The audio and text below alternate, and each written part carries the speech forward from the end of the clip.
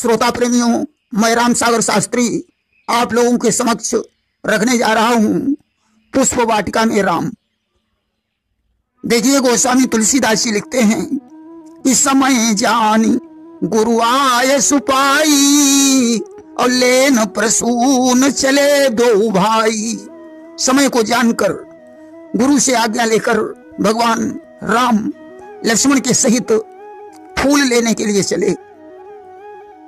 राम ने कौन सा समय जाना जब उन्होंने जनक के बाग में प्रवेश किया।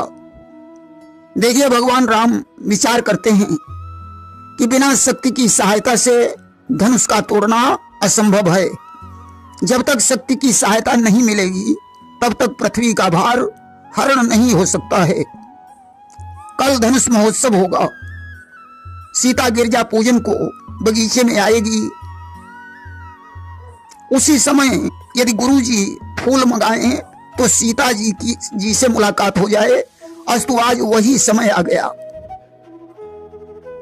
दूसरी बात, राम सोचते हैं कि जब से स्वर्ग छोड़कर आए हैं तब से आज तक सीता के दर्शन नहीं हुए। आज बगीचे में उसके दर्शन हो जाएंगे। तीसरी बात, राम जनक के बाग को भली प्रकार देखना चाहते थे। आज उसे देखने का समय आ गया। नंबर 4, राम सोचते हैं कि पूजा का समय हो गया है। गुरुजी ने फूल लाने की आज्ञा नहीं दी, तब तक गुरुजी ने फूल लाने को कह दिया। देखिए, राम बिना गुरु की आज्ञा से कोई काम नहीं करते थे। नगर देखने के लिए उन्हें गुरु से आज्ञा लेनी पड़ी। जब तक गुरु ने बैठने को नहीं कहा तब तक वे खड़े ही रहे। गुरु की आज्ञा लेकर ही वे संध्या वंदन करते थे। गुरु की आज्ञा से ही उन्होंने अहिल्या का उद्धार किया। गुरु की सेवा करते समय बिना गुरु की आज्ञा के वे शयन भी नहीं करते थे। फिर फूल लेने की तो बात बहुत बड़ी है। बिना गुरु की आज्ञा से वे फूल लेने कैसे जाते। देखिए, फूल लेने के लिए राम अकेले क्यों नहीं गए। राम सोचते हैं, अगर मैं अकेले फूल लेने जाऊंगा तो लक्ष्मण सोचेंगे कि स्त्री के स्वार्थवश राम ने मुझे छोड़ दिया। दूसरी बात, जनकपुर में घर घर खबर फैल चुकी है कि विश्वामित्र के साथ 2 कुंवर आए हैं। एक श्यामला है और एक गोरा है। बगीचे में युवतियां यही सोचेंगी कि श्यामला राजकुमार ऐसा है, गोरा वाला जाने कैसा होगा। अस्तु, उनकी मनसा अधूरी रह जाएगी। तीसरी बात, राम सोचते हैं कि जब तक हम फूलों का चयन करेंगे तब तक लक्ष्मण दोना बना लेंगे। फूलों का चयन जल्दी हो जाएगा। चौथी बात, कामदेव बड़ा बलवान है। कहीं मैं सीता को देखकर काम के वशीभूत न हो जाऊं। अगर ऐसा हो गया तो लक्ष्मण हमें संभाल लेंगे। पांचवी बात, सीता जी के साथ अनेकों सहेलियां होगी। मैं अकेला उन सबके उत्तर कैसे दे पाऊंगा। छठी बात, सीता को नारद ने बताया था कि लक्ष्मण के सहित राम तुम्हारे बगीचे में आएंगे। अगर मैं अकेले गया तो नारद के वचन झूठे हो जाएंगे। सातवीं बात, महर्षि वाल्मीकि जी ने अपनी रामायण में ऐसा भविष्य लिख रखा था कि एक दिन राम बाग मां आई हई और सहेज सुभाए लखन संग लई हई। वाल्मीकि जी ब्रह्म के समान हैं, उनके वचन झूठे हो जाएंगे। अस्तु, दोनों भाई प्रसून लेने के लिए गए और चाहूं दिस चितई ऊंच माली गन लेन लगे दल फूल मुदित मन। देखिए, राम चारों तरफ क्यों देख रहे हैं। नंबर 1 तो बगीचे की छटा चारों तरफ बिखरी हुई थी। नंबर 2, राम सोचते हैं कि जिस सीता के लिए मैं यहां आया वो तो अभी तक आई ही नहीं। नंबर 3, बगीचे के गेट पर एक पट टंगा हुआ था जिसमें लिखा था कि जनाना बाग है, अतः पुरुषों का प्रवेश निषेध है। उसे पढ़कर राम चारों तरफ देखने लगे। नंबर 4, राम चारों तरफ देखकर माली को तलाश कर रहे हैं। तब तक माली भी दिखाई पड़ गया। राम ने माली से बगीचे में घुसने की अनुमति मांगी, परंतु माली इन्हें घुसने नहीं दे रहा है। आखिर माली राम को बगीचे में घुसने क्यों नहीं दे रहा है? देखिए, माली सोचता है कि ये जनाना बाग है, कहीं सीता जी ने जनक से हमारी शिकायत कर दी तो वे मुझे सूली पर चढ़ा देंगे। नंबर 2, माली ने विचार किया कि बगीचे में बड़ी बड़ी शिलाएं पड़ी हैं, कहीं वे स्त्री बन गई और मेरे पीछे पड़ गई तो मेरा तो जीना हराम हो जाएगा। कि एक नारी ते सब घर उहालई और बहुतक नारी कौन संभालई। नंबर 3, माली ने विचार किया कि कहीं ऐसा न हो कि इनका पैर वृक्षों में लगे और वे वृक्ष मनुष्य बनकर चले जाएं। सीता हमसे आकर पूछेगी कि वृक्ष कहाँ चले गए, तब हम उसे क्या जवाब देंगे। नंबर 4, माली विचार करता है कि इनका चंद्रमुख समझकर फूल हंसेंगे, परंतु सूर्य के समान तेज से वे जल जाएंगे, इन्हें एक भी फूल नहीं मिल पाएगा। नंबर 5, हंस इनके दांतों को मोती समझ लेंगे, चकोर पक्षी चंद्रमा समझकर इनके मुखमंडल पर टूट पड़ेंगे, अनार के फल के समान इनके होंठ देखकर तोते भी आक्रमण कर देंगे, बगीचे के अंदर इनकी दुर्दशा हो जाएगी। नंबर 6, इनके कोमल हाथ हैं, कहीं झटका देकर फूल तोड़ा तो इनकी कलाई मुरक सकती है, गुलाब का फूल तोड़ने में इनकी उंगली में कांटा चुभ जाएगा। नंबर 7, माली सोचता है कि दोनों राजकुमार कितने सुंदर हैं, अगर हम इन्हें फूल तोड़ने की आज्ञा दे देंगे तो ये फूल तोड़कर रुकेंगे नहीं, इसलिए उस सुंदर शिव का पान कर रहा है। नंबर 8, माली सोचता है कि दोनों राजकुमार बड़े सुंदर हैं, उधर सीता जी भी बड़ी सुंदर हैं, कहीं ऐसा न हो कि दोनों धर्म को भूलकर काम के वशीभूत हो जाएं। अंततोगत्वा जब राम ने माली से बार बार निवेदन किया तो उसने फूल तोड़ने की आज्ञा दे दी। किया सुपाई रामयुत लक्ष्मण और लेन लगे दल फूल मुदित मन। आज दोनों भाई फूल तोड़ने लगे। उसी समय सखियों के सहित गिरजा पूजन के लिए सीता जी आ गईं कि पूजा कीन सहित अनुरागा और निजे अनुरूप सुभग वर मांगा। उसने गौरी जी की पूजा करके अपने अनुरूप सुंदर वर मांगा। देखिए, राम काले हैं, सीता जी गोरी हैं, अनुरूप कैसे बन गया कि रंग रंग के शत्रु हैं, रंग रंग के मित्र, रंग रंग के रंग हैं, रंग रंग के चित्र। श्याम और गौर दोनों मित्र हैं जिनके मिलने से शोभा दूनी हो जाती है। गोरे को काला और काले को सफेद वस्त्र पहनने से शोभा दूनी हो जाती है। काले पट पर लिखने के लिए काली नहीं बल्कि श्वेत स्याही की जरूरत होती है। चूना सफेद और हल्दी पीली होती है, परंतु आपस में मिलने से एक नया रंग बन जाता है। जैसे राधा के रंग की छाया जब कृष्ण पर पड़ती है तो श्यामला रंग हरित रंग में बदल जाता है। और सी सकल जानत यह रागा और इसलिए निजे अनुरूप सुभग वर मांगा।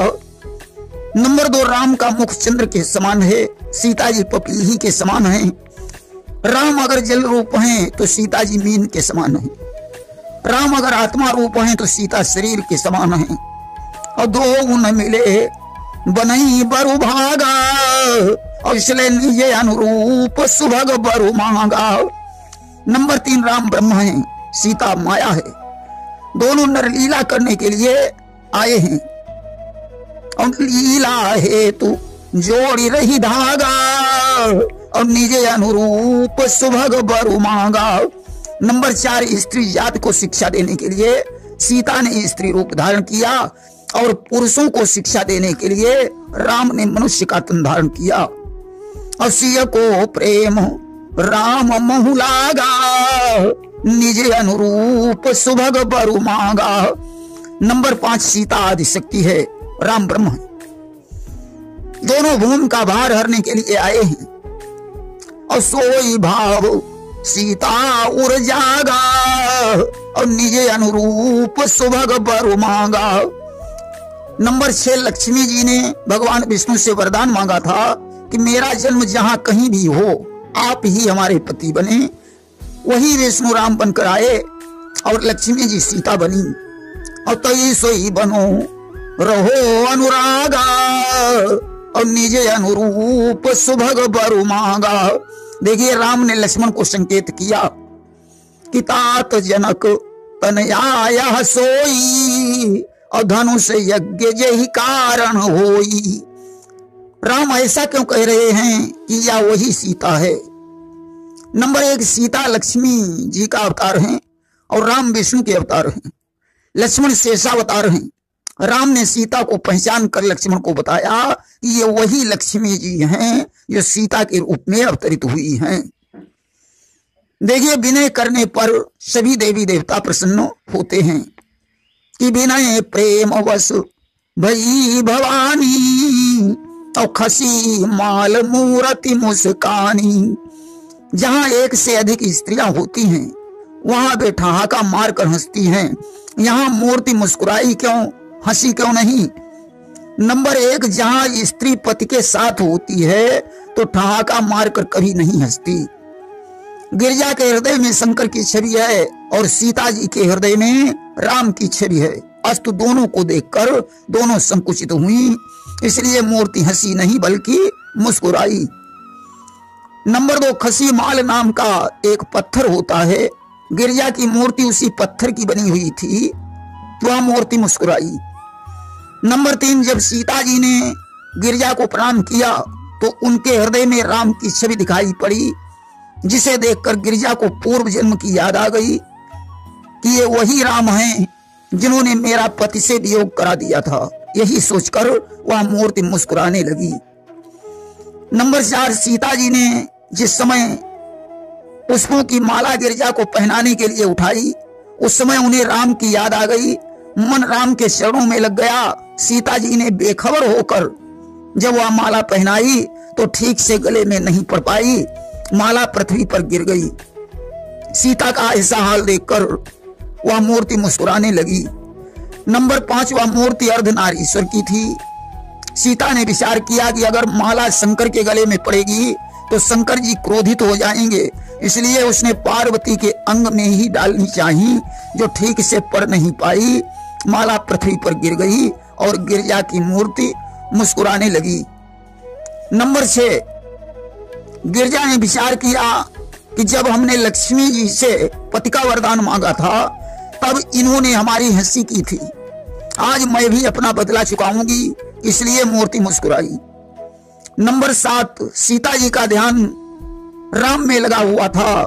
जैसे तैसे गले में डालने के कारण वह माला खिसक कर जमीन पर गिर पड़ी। उसी समय राम की दिव्य मूर्ति सीता जी के हृदय से प्रकट होकर उनका प्रेम देखकर मुस्कुराने लगी। नंबर 8, गिरिजा के हृदय में शंकर जी की मूर्ति विद्यमान थी। सीता को देखकर वह मूर्ति प्रसन्न होकर मुस्कुराने लगी। नंबर 9, सीता के हृदय में राम की छवि है और गिरिजा के हृदय में शिव का वास है। माला डालने से धर्म के पथ का नाश होता है, इसलिए गिरिजा ने उसे बीच में ही रोककर सीता से कहा कि ये माला तुम्हें ही समर्पित है, कि मैं विवाह से युक्त हूँ, तुम हो अभी कुमार, माला यहाँ अर्पण तुझे जनक सुता सुकुमार। जानकी जी ने कहा नहीं, इस माला के योग्य तुम ही हो। तो राम शंभु मूर्ति दो न दशा निहारी, मुस्कानी मूर्ति दो पतिव्रत धर्म विचार। गिरिजा ने कहा तुम कुंवारी हो, इसलिए ये माला तुम्हें ही समर्पित है। आज तो इस तरीके से वो माला पृथ्वी पर गिर गई। उस समय राम और शंकर की मूर्तियां दोनों की दशा देखकर पतिव्रत धर्म का विचार करके मुस्कुराने लगी। और यहाँ ही भाव वहां सत सुखदानी की खसी माल मूर्ति मुस्कानी। आज तो आज हृदय सराहत सी लुनाई, गुरु समीप गबने दो भाई। दोनों भाई सीता जी की सुंदरता की सराहना करते हुए गुरु जी के पास लौट आए और चले थे। तब कैसे चले थे? इस समय जानी गुरु आय सुपाई, और लेन प्रसून चले दो भाई। प्रेम से बोलिए वृंदावन बिहारी लाल की जय।